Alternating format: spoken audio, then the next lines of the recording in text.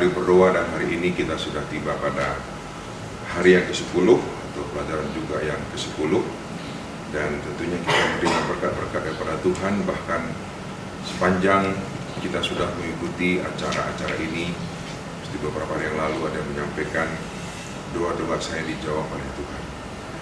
Dan ini paling saya rasakan waktu kami menjadi gembala, bagaimana kami mendoakan keluarga kami yang bermasalah, dan akhirnya keluarga itu dipulihkan, dan hari ini sudah berjalan dengan baik. Jadi saya ingat sekali karena pada waktu gembala itu terus saya doakan dalam doa dukungan pribadi, dan tentunya banyak yang lain.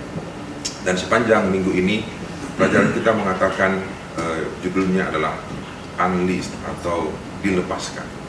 Unleashed ini kata sifat berarti dia akan menerangkan kata yang sebelumnya atau kata benda. Air itu sifatnya cair, jadi bendanya adalah air. Sekarang apa yang dilepaskan? Memang selama saya dengar gitu ya, jarang juga disebutkan judulnya ini sama pembicara ya. Judul hari ini, tapi judul utamanya unleashed itu, kita dilepaskan dari apa? Dan Tuhan ingin kita lepas dari apa? Kalau kita melihat arti unleashed itu, artinya adalah free from. Jadi kalau ada botol plastik, free, apa istilahnya itu, ada tulisannya zat yang meracun kan? Free. Berarti di dalam plastik ini tidak mengandung zat itu. Jadi itu tidak ada. Dia lepas atau dipisahkan dari benda itu. Sekarang kalau kita dikatakan kita dilepaskan dari apa? Dan pelajaran kita itu ingin mengajarkan kita lepas dari apa? Dari 10 judul yang saya lihat ya, poin-poinnya bagaimana mengenal Yesus sebagai juru selamat. Kalau kita bicara juru selamat, kepada siapa kita bergantung, kepada siapa kita berserah. Hari ini orang sudah tidak penting lagi itu Tuhan, sudah tidak penting lagi itu ibadah gereja. Jadi dibebaskan daripada apa? Apa yang diutamakan oleh manusia hari ini. Dan saya tidak akan bahas satu persatu. Saya akan hubungkan pelajaran yang kemarin Pendeta Simbolon, karena ini berkaitan dengan hari ini, yaitu melihat dan peduli kepada yang terlupakan, dan hari ini mempraktekkan kedermawanan radikal. Kalau kemarin itu kita diajak bagaimana Yesus mengatakan,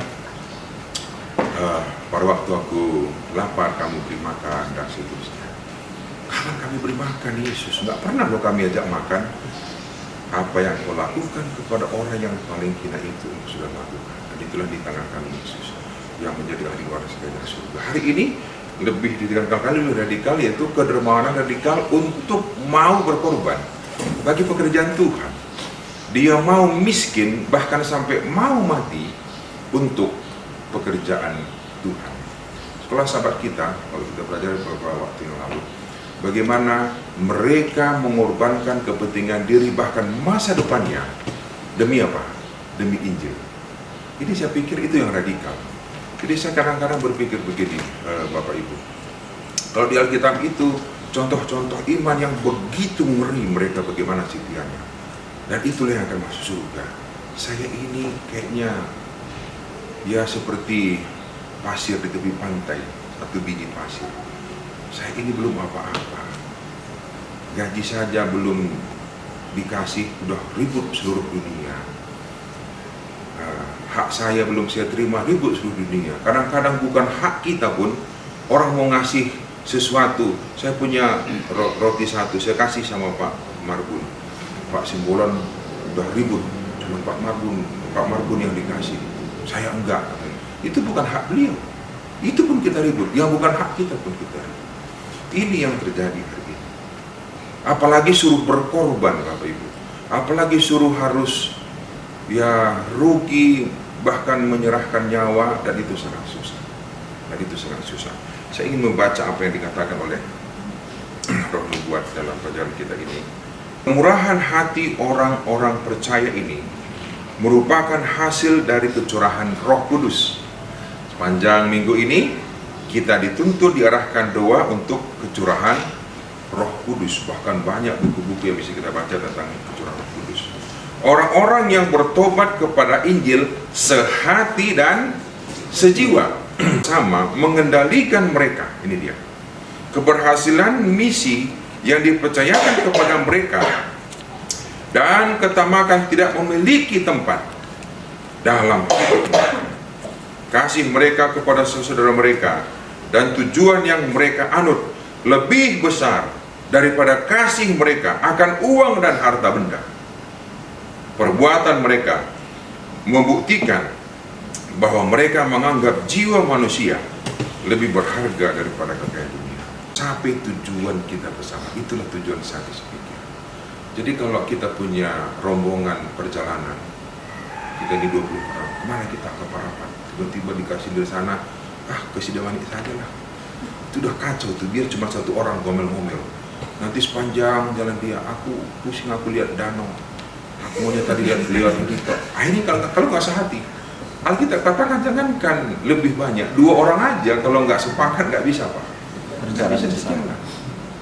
Jadi hari ini nggak tahu saya apakah kalau suami istri yang sering tidak sepakat cuci kaki lah. Aman dulu lah rumah tangga kita supaya sehati sepikir kita agar kita dapat menjadi pelayan yang dapat dipakai oleh Tuhan. Saudaraku, teman-temanku sepelayanan yang saya kasihi, yang saya hormati, marilah kita diubahkan oleh pelajaran kita sepanjang 10 hari ini. Kita akan dilepaskan dari keegoisan.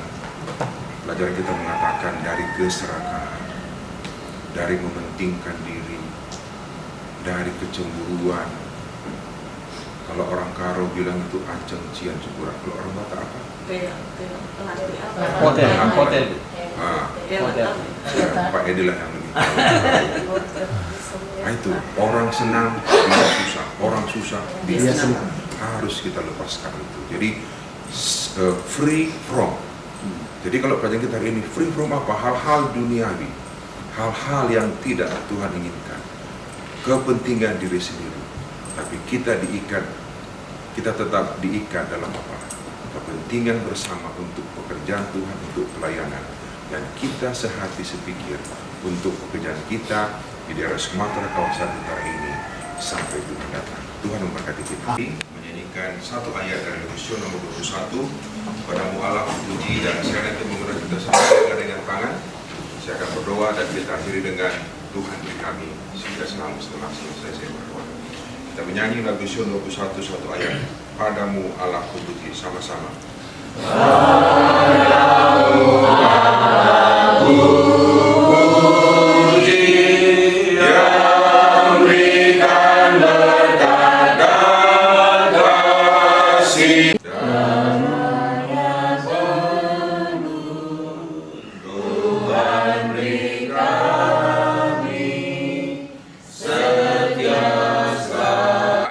Sumatera kawasan utara bersatu untuk misi.